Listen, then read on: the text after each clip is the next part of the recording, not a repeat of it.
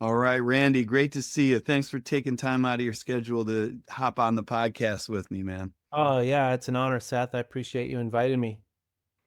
Absolutely. So, you and we go way back, and I've known you and your family for a lot of years.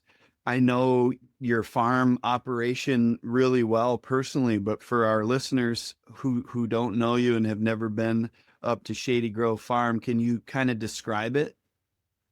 Yeah, so, it's a pretty unique uh setup that we have here. We live on a dead-end road. Um, we live on a small lake called Johnson Lake.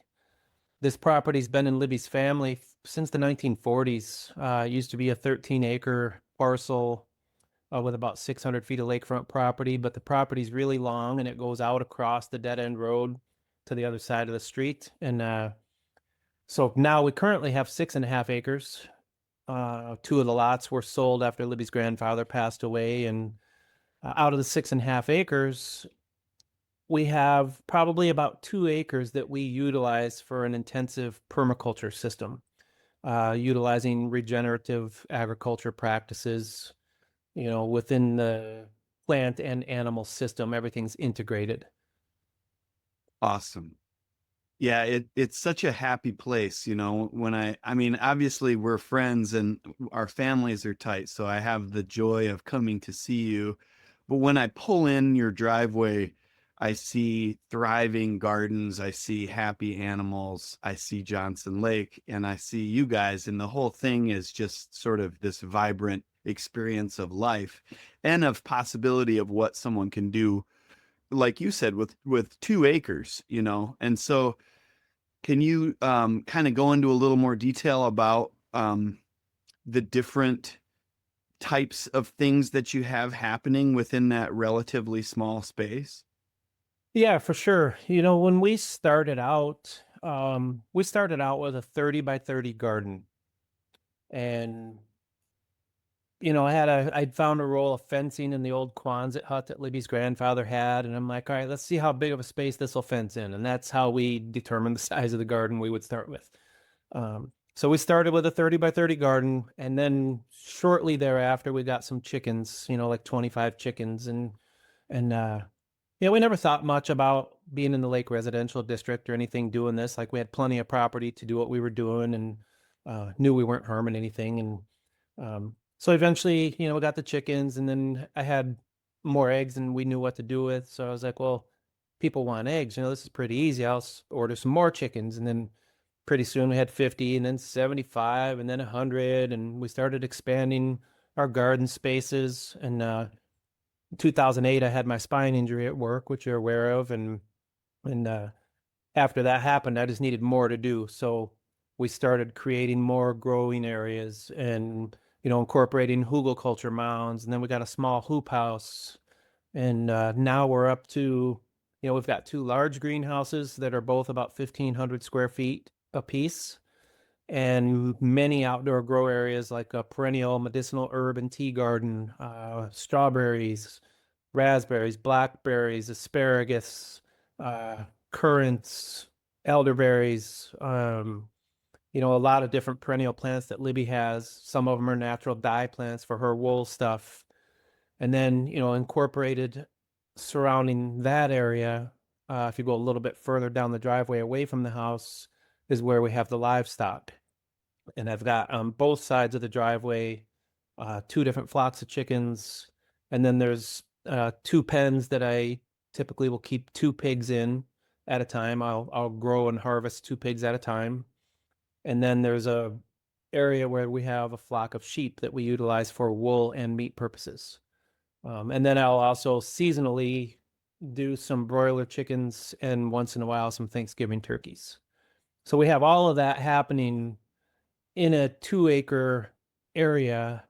So it's pretty intensive system, but with the ability to move the animals from pen to pen and grow cover crops. And, we plant a lot of annual things every summer. Um, but then the perennial things obviously just come back to life. So at any given time in the summer, you pull in the driveway, you'll see everything thriving and basically just doing what Mother Nature would intend to happen without much of us interfering, because we've established the system to do what it does naturally with minimal input from us. Absolutely. You mentioned permaculture and regenerative agriculture as these are philosophies that are at play here. For people who might not be familiar, how would you describe the differences between an operation like yours and sort of the status quo of commercial industrial agriculture?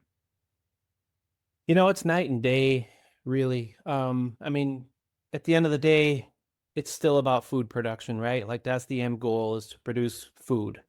Um, some of the industrial stuff, I would argue, isn't necessarily what we want to be eating. Um, but the difference realistically would be we're doing things in such a way that we're trying to work with Mother Nature, not against it. I've worked really hard at putting things into place where I've paid super close attention to how Mother Nature reacts to the things that I've done. And if the reaction is, hey, that's not going to work here, then I'll change it. Like I just follow the guidance of what nature's showing me. Like, okay, this is going to work well, or this isn't going to work well. And then I'll change how maybe I incorporate something into the system so that it's more of a natural flow. And then I'll see the results of that in the form of more wildlife and pollinators come in, or just different forms of life: salamanders, frogs, toads, butterflies, birds, or just different plants thriving because I did something differently with a cover crop in a certain area, or I move the animals more. So our goal is to create healthy living soil without overusing the land, and allowing the land to regenerate itself in a healthy manner while still being able to produce healthy, nutrient dense food for our family and community. So Versus industrial agriculture works completely against nature, generally speaking, um, not really giving much thought about living soil. Most of their soil is dead. Therefore, they have to use synthetics to make things grow and, produce any amount of food. So it's a huge difference. Like we're creating life naturally and working with nature, and industrial agriculture is working completely against it. it's basically it feels like the difference between extraction and reciprocity. It's like industrial ag is basically extracting quality from the earth and trying to Totally. turn it into money. Totally. Well, that's the other point I wanted to make is, we don't farm for profit first. Hmm. Most industrial agriculture operations, not even most, all of them are doing it for profit, right? So, and I get it. It's a business. A lot of small farms are farming for profit, and it's a business, and they're doing it for a living. Um, Again, our situation is pretty unique. Libby works off the farm. She's got a business. Um, I actually have a disability income from my spine injury. Plus, I've had a stroke and open heart surgery to rebuild my heart. The things that I do here are a form of physical therapy, and a way for me to maintain my level of health after everything I've been through. So we don't farm for profit first. We farm for quality, for health, for the health of the land, for the health of the people, the health of the animals, the health of the soil. Um, and what happens there is the ag revenues generate enough revenue to allow the farm to be financially self-sustaining. So we don't take money from the farm, we take food from the farm. That's our form of pay. So we cut out the middleman. Instead of taking our money and buying food, we produce the food. Yeah, exactly. It's about quality of life, Yeah. And and with that, naturally, profit will flow. If we wanted to expand, for example, the egg situation right now, if I had the space and the means to expand the amount of chickens that I had and the egg production, I could certainly ramp up profits. But we're not profit driven people. And I would never do that to the land, because the way we have things set up here, it wouldn't be healthy and it wouldn't be fair to the land and it wouldn't be fair to the animals. There's a capacity, right? Um, for the way things are set up. And yeah, I could go cut more trees down at the west end of the property and I could expand things but I want to have an operation that's completely diverse where there's a lot of land that's left unmolested while utilizing the small space that we have built into a food production system. And it's these principles and these core values that guide you no matter what's happening out in society. And I love connecting with people and being in community with people, and I know you do too, that have this inner compass that is uncompromising and it guides our decisions. And we can live in a system where people are driven by greed, and you're almost encouraged and rewarded to sort of be motivated by greed, but that doesn't deliver us what we're looking for in terms of what we know our own core values to be. And for you guys, you have a responsibility to your community, you have a responsibility to the land, and you have these values that tell you we're going to do it this way. And if you compromise those values, that is how we lose, right? Right. Well, for example, I have people that want me to, I'm the only person around here that I'm aware of that does organically produced eggs and meat that is free of soy and corn with a custom feed mix that I've worked for years on getting created with this feed company I work with. Um, and Chickens, thinking about the soil health when you're sourcing your feed. Yeah, right. Yeah. And just I take into consideration like the omega-3 levels, for example, in food versus the omega-6s and how what the animals eat affect all that stuff and the living soil affects all that stuff. And I have people that want me to raise more meat chickens and people that want me to raise more turkeys and Yeah. because, oh, it's the best chicken I've ever had, or it's the best Thanksgiving turkey we've ever had. But I'm taking a break from that this year because I'm going to give the soil a break and I'm going to focus on cover crops and focus on the health of the land and the soil because the longevity of what we're doing here is dependent on that versus me appeasing somebody's desire to have an organic soy and corn-free turkey for Thanksgiving. And I feel bad that I can't provide that every single year for the return customers that I have. But what I hope will come from that is that other people will see the demand and maybe change their ways of producing food and start providing some of the void that I can't. Yeah. I mean, we're one small farm, man. We can't feed everybody. Exactly. And what you're describing is it's this issue of like this narrative that bigger is better, but the other narrative is that small is beautiful and that each one of us can be sort of a fractal. And it's like, well, rather than asking Shady Grove Farm to scale up and become something and that it's not, how can we learn from Shady Grove Farm and work on that in our community or look for that and breathe life into it in our communities? And like see it Yeah, as something that's grown a lot over the years as a great alternative to industrial agriculture that exists within, I mean, you look around and it's a corporate hellscape. It's like there's so much stuff that is sort of insulting to your soul where it's like, well, that's not life-giving, that's not responsible land use, that there is no wisdom in the use of that acreage other than the people that did it are looking to just generate as much profit as they can. But in right. terms of like the responsibility we have to each other and to the land, that's not what's driving these decisions.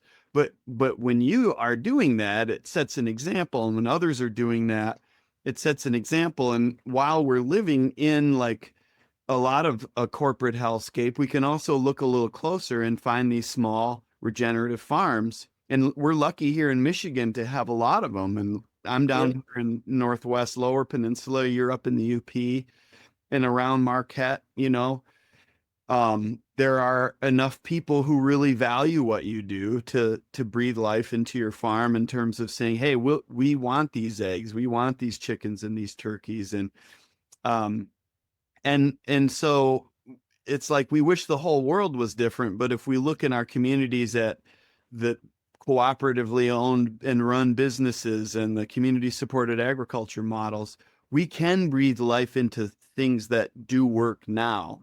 Oh, And for sure we can. And that leads me to a couple points, Seth, about, you hear a lot of people say, well, small farms can't feed the world, and it's like, well, small farms don't need to feed the world. Small farms need to feed their communities, right? And I can only feed a certain percentage of our community. yeah, But if we have a whole bunch of small farms like Shady Grow Farm or whatever farm, yep, then we can feed our communities. And if each community has enough small farms to feed the community, then guess what we're going to do? We're going to feed the world, yeah, yeah, right? But we need to look at it from the bottom up, not the top down.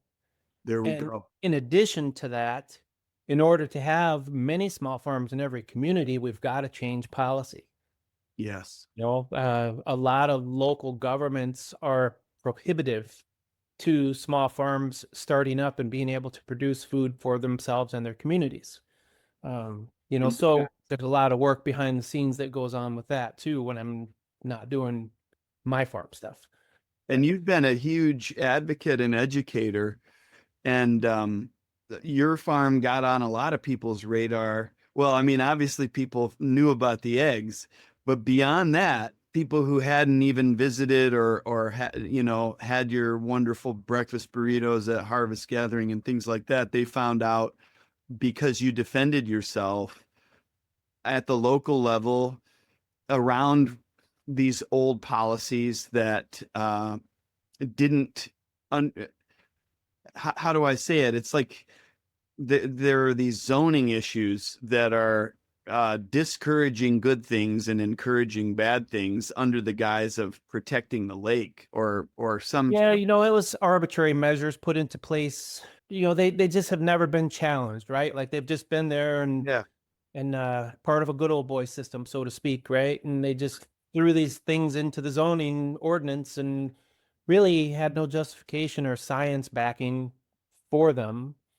And then, here come Randy and Libby Buchler. They got some chickens in the Lake Residential District, and the whole 4-year legal battle over that right to farm, but not being allowed in a Lake Residential District was one of the best things that's ever happened, I think, for food production in Michigan, because we were able to prove that regardless of zoning, regardless of water, regardless of neighborhoods, whatever, like we don't live in a highly residential area, obviously, but we're able to prove that there is a way to do very environmentally sound agricultural practices that have zero negative effect on the environment or neighbors or water, surface water, wellheads, air quality, soil, etc.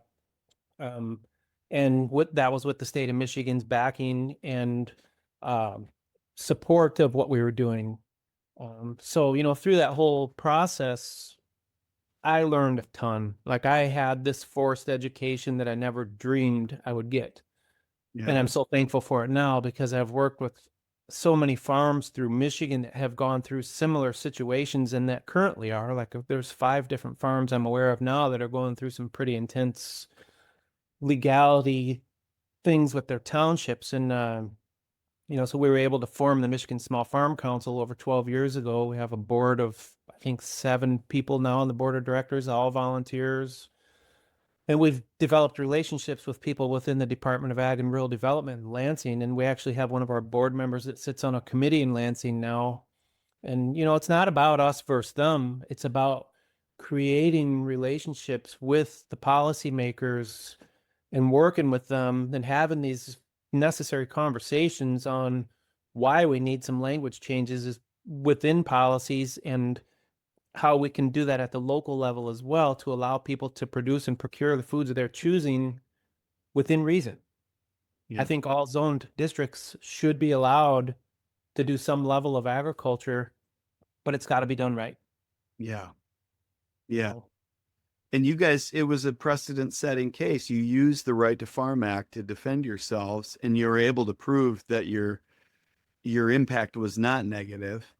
yeah. And and that's been something that other farmers have been able to use as a tool to protect their right to farm.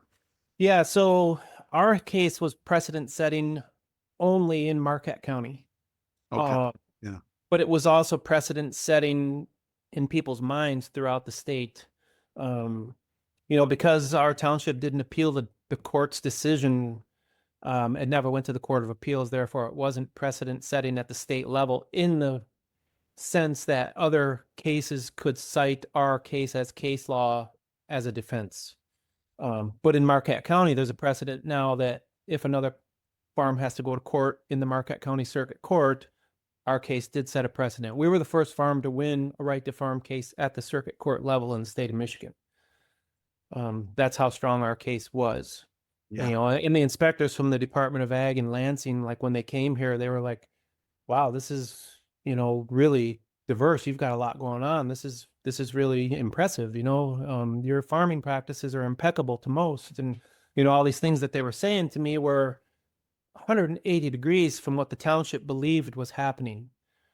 So it took up here, we call it sisu, as you know, a lot of perseverance and patience. And, I battled through a whole lot of anger issues and anxiety and depression stuff and trying to get through all of it because it was a lot to take on. But I knew the impact that it would have if we could come out on top. Yeah. And it wasn't just about saving our farm and being able to have some chickens. I mean, yeah, that was definitely the main uh, foundation of the entire thing. But when I started being contacted by people through this whole ordeal, I was contacted by people from 11 different countries. That's how Wow. far reaching it was. It was kind of crazy. Yeah. Once it was in Mother Earth News magazine, then all of a sudden I'm getting emails from a guy in India that was there working on an organic cotton project. And, Mhm. so it was super far reaching. And now I've had the ability to utilize our farm as a classroom to teach people how to do intensive organic permaculture and set it up in such a way that it isn't harmful, that it is beneficial to everything around the neighbors and the wildlife and the environment and the soil and the water. So I mean, we had water testing done 2 different times during that whole ordeal to prove that what we were doing was not harming anything. Yeah. Awesome. And that in contrast with the impact of commercial industrial agriculture is pretty staggering. Yeah, right. And the Right to Farm Act came into play in 1981 to protect farms from urban sprawl. So people are moving out to the country, but then complaining about smells and sounds and farm activities and machinery and dust and whatever. And so that's where the whole thing came into play. And it was never really intended to protect farms like ours in the situation that we had.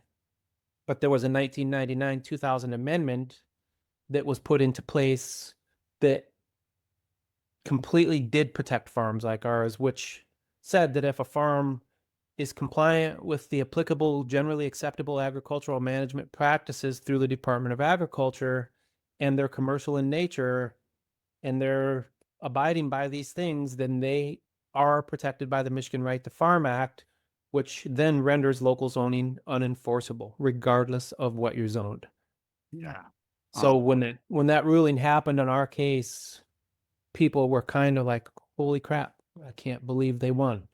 Um, so it ended up resulting in some policy language changes that happened in Lansing that now negatively affect how the right to farm works for small farms. But those changes were done illegally because they changed the intent of a state law without doing it legislatively. But it hasn't been challenged in court. Okay. Um, yeah, so it's interesting, and we would all have to go down that rabbit hole. But as I said, there's a lot of work going on behind the scenes with the Michigan Small Farm Council. I'm currently the sitting president of that organization, and we're still working hard to keep the right to farm strong and to help protect farms in Michigan as well as we can. Thank you. Yeah. And in neighborhoods like yours where you guys were flagged as a threat and proven to not be any threat, the one of the real threats that's rampant is people using chemical fertilizers on their lawns and the impact that that has on lakes. Yep. Yep. So that was one of the points that I brought up at one of the meetings, when they said that it was about, a water issue. And I said, well, here's some water testing that we had done by our local science teacher who happens to be a neighbor. And here's our well water tests that we had done because of your concerns about the water quality. And I told everybody, I understand your concerns about water quality. We're concerned about it too. That's why we're about the only people on the lake that don't have a motorized watercraft. Yeah. Um, and then one of the board members, he lives across the lake from us. And I said, but unlike you, sir, I said, you have an old school jet ski that's dumping 30% of your unburned fuel into the lake that my children swim in. So I said, if this is truly about water quality, I said, let's talk about water quality. And I went and gave them all handouts on the pollution from outboard motors, from jet skis, from fertilizers being on the green grass that come down to the water's edge all the way around the lake, from snowmobile fumes, from snowmobiles riding on the lake, and I'm not anti any of that stuff. Like, do your thing. I don't care. But if you're going to try to shut us down over what you claim to be a water quality issue, then let's discuss that issue. Yeah. And if it's truly not about water quality, then let's get down to what it really is about. Yes. There we go. Yeah. It's And amazing what happens when people stand up with courage versus cower and fear. I mean, it's a thin line, and I think people sometimes assign a lot more power to their idea of the powers that be than they actually do have. And then you lean in and you engage in dialogue and you build relationships and you call out double standards, yeah. And I then told him, I said, I realize we're not from here and we're not part of, the good old boy system. But, at the same time, we're here to do good things. We started the farmers market here. And I had a really hard time, Seth. I mean, I went to a lot of meetings for a lot of years. And to go into these meetings to try to keep it together and not be combative in what I was trying to present to these people that didn't really know me. But then to try to stay in a place of not getting defensive when they would say something that was just completely ignorant to the situation. And I don't mean ignorant in a bad way. I mean literally they were ignorant. They just didn't know. And I'm there trying to teach them. And there would be people in the crowd saying things like, "Oh, if you allow a farm in the lake, we're going to be suing you," and whatever. Like just didn't have a clue. And yeah, so to do it in a way where you could maintain composure, like there were all these emotions and feelings that would happen, and it was anxiety causing for sure. And so it's challenging, man. It was super hard to keep it together sometimes. yeah, And I know that I faltered a few times in some of those meetings, but I knew that doing that and showing my anger or my defenses, my defense side or whatever wasn't going to be beneficial in the long run. And overall I did a pretty good job, I feel, holding it together, but it was super challenging. yeah. Um, And you were going through all this health stuff at the time too. Well, I was also involved with a super deep workman's comp lawsuit because of my spine injury. I had over $100,000 in unpaid medical bills that I was trying to get taken care of. I'd no longer had an income. Yeah. And then I was fighting for Social Security disability and then the farm lawsuit. So I was in 3 lawsuits at the same time, And they were basically. trying to shut down what you had. Yeah. Yeah. Yeah. While I'm trying to figure out how I'm going to learn how to walk again, learn how to, keep Yeah. the farm going so I could feed my family because I didn't have an income, while I'm fighting for Social Security disability so I could have some sort of income, you know. Yeah, so there was a lot going on at once, but man, what doesn't kill you makes you stronger, right? And people can do hard stuff. I mean, we uh we do have these reserves, sisu, Yeah. the that's that's it. And I think again, like that part of your heart that really believed in the integrity of what you were doing gave you strength through that, and the community that you've built in terms of showing up for people in their times of struggle and sharing your knowledge and your resources with people that's there for you. The investment that you put in was also Yeah. for you. For sure. Had I not believed what we were doing was beneficial or good for the environment or good for the community, I wouldn't have fought that hard for it. Like, I wasn't trying to defend something that was not defendable. Right. It was a very defendable thing that we were doing. And And it what I was became trying to get to, what's that? bigger than you, you know. Oh, It's for sure. Like, we had yeah. nothing but support from our community. Like, there were one or two people that would speak out against us, but 99% of the people in the meetings were speaking on behalf of us and supportive of us. And everybody on this side of the lake wrote letters of support. And, so it was a matter of just trying to work through it. And then, finally there was a meeting, excuse me, that we did not attend. Nobody attended. It was just the board. And at that meeting, one of the board members said, well, the Buchlers don't have any money. Let's just take them to court. They can't fight this. Well, they didn't know we were friends with one of the board members at that time. And that became, he made it aware to me that that's what was said. Well, little did they know at that time, I already had a whole team of lawyers lined up to take our case for free. The Farm to Consumer Legal Defense Fund, who also agreed to hire local attorney Michelle Holly for us. So our lead counsel was right here in Marquette, backed by an attorney out of Ann Arbor, backed by multiple attorneys from around the country through the Farm to Consumer Legal Defense Fund. So when they made that decision to take us to court, they weren't expecting this overall wearing bearded farmer guy to be legally prepared.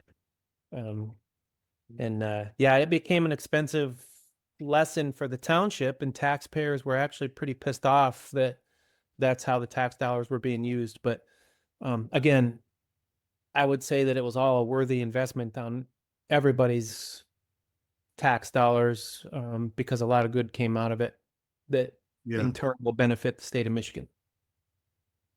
Yeah. Yeah. And beyond. Yeah, I hope so. Yeah. So let's talk about water. Let's talk about, your relationship with the water. You're right there on Johnson Lake. It's a part of your life. It's a part of your life through the seasons. You're close to Lake Superior, which is another, highly significant body of water to the planet Earth, but also to you and your family and your community. Can you talk about your relationship to the lakes and to the water, the aquifer? You know, I mean, the saying is water is life, right? It's a, Johnson Lake is a spring-fed lake. It's small, it's beautiful, it's clean, it's a sandy bottom. I've been coming here since 1991, since the first time I met Libby, and her grandpa was still living here. And um, but the year-round here, we utilize the lake. Um, in the spring, summer, and fall, I'm often working in my swimsuit out on the farm. Mhm. And the dogs always want to get in the lake too. But I'm utilizing the lake all season when it's not frozen to get in and cool off and play with the dogs. And we've got a couple canoes and a fishing boat. And Yeah. so Sauna.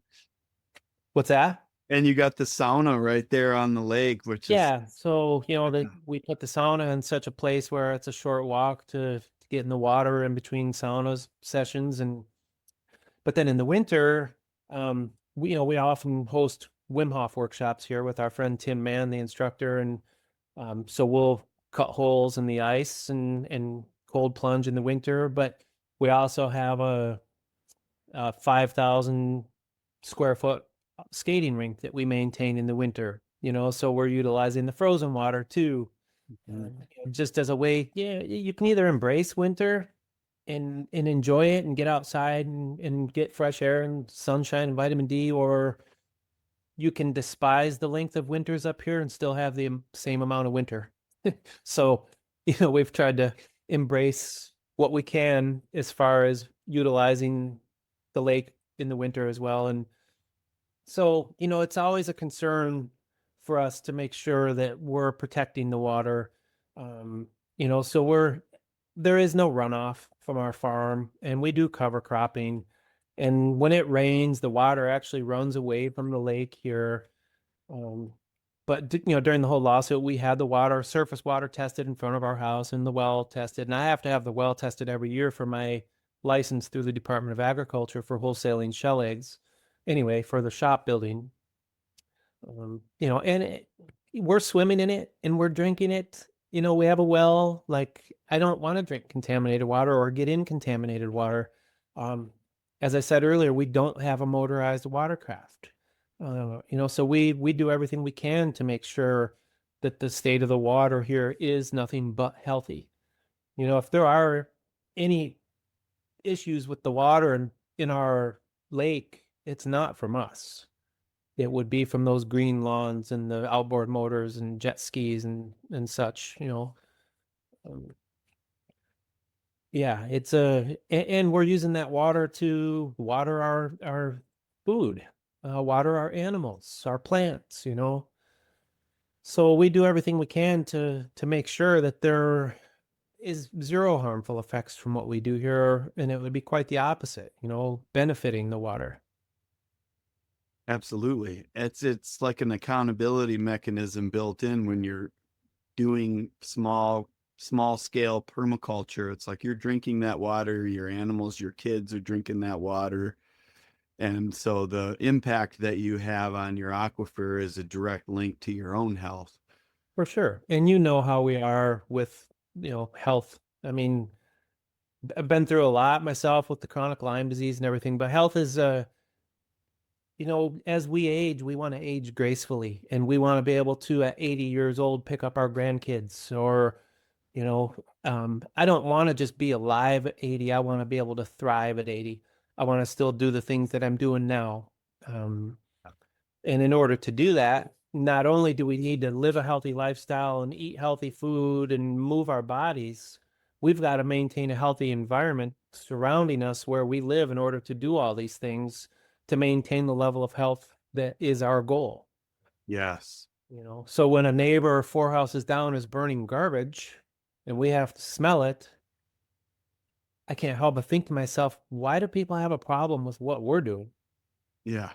when there are people doing these other things and they never get any letters from the township or whatever? And it's not that they're bad people, Seth. Like, there's, Right. they're good people. If I went to them and said, "Hey man, I need help doing this," they would be here in a minute. Yep. But they're just doing things because they don't know any better, and that's what they've been raised doing, and they've done it their whole lives, and their parents did it and their grandparents did it. Um, so I've also gone out of my way to help protect the environment and the water here by talking to those neighbors about what they're doing in a way that, hey man, if it's easier for you, I'd be happy to come down and take your recycling and your garbage to the transfer station so you don't have to burn it.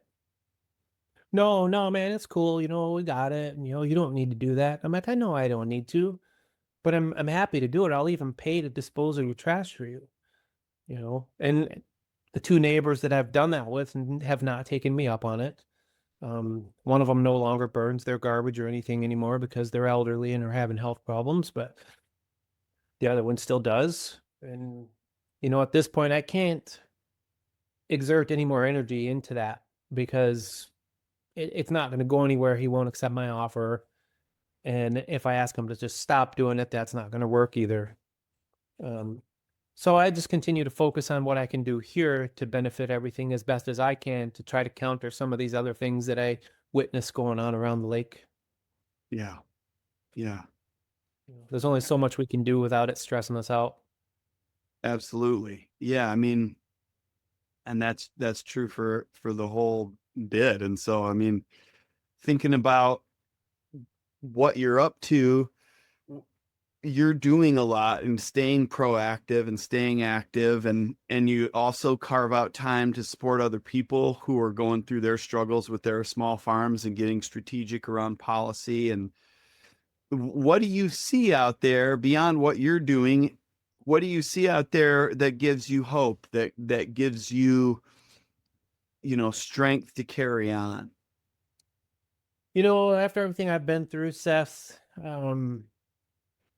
like I became pretty resilient. Like, I'm pretty self-sufficient, independent. Like 90% of my diet is food that I produce and process right here on our property. Yeah. Um, and what I've seen through our whole ordeal, be it the legal challenges, the health issues, building the permaculture system that we have in place, is I've seen interest peaked in our community and beyond about what we're doing. So I utilize our farm as a classroom and I teach people permaculture and permaculture design and animal harvesting and processing and charcuterie and how to utilize everything and do 0% animal waste or 0% waste animal harvests. And um, so the interest that I'm seeing from people in this lifestyle, way of life, either wanting to incorporate some of it into their own lives by producing some percentage of their own food or just by wanting to support farms like ours, gives me hope, because I think more and more people are seeing the benefits of what farms like us are doing versus the harm the industrial agriculture is doing. Like, the industrial food system is a house of cards. It's not a matter of if it collapses, it's a matter of when, because it's not sustainable, it's not healthy. You've seen what's happened to the health of our population because of our food system here. Yeah. Um, the more, every time I see one more person get it, that gives me that much more hope. Um, if I can have 20 people come here for a field trip and one person walks away understanding what I'm trying to teach through what we do, Yeah. that's a win, right? Yeah. Especially if it's a kid, because a lot of us as adults are set in our ways and it's really hard to change how we live and think. But if their kids go home excited about what Shady Grove Farm is doing, parents will be excited because their kids are excited. They didn't hear it from Farmer Randy, they heard it from little Johnny or little Susie. And now their own kid wants to grow some tomatoes and maybe get a couple chickens. Yeah. So the more I see people wanting to do some level of taking responsibility for at least a small percentage of their own food supply, that's what gives me hope, is inspiring those people to do that. Awesome. Yeah. Yeah. Well, you always give me hope, and it's always a joy to connect with you, Randy. Thanks so much for taking time. Well, same with you, Seth. You've been a mentor for me and a hero to me in so many ways. So I appreciate you doing everything that you do because you benefit the state of Michigan far more than 99% of people. Thanks, man. That's kind of you.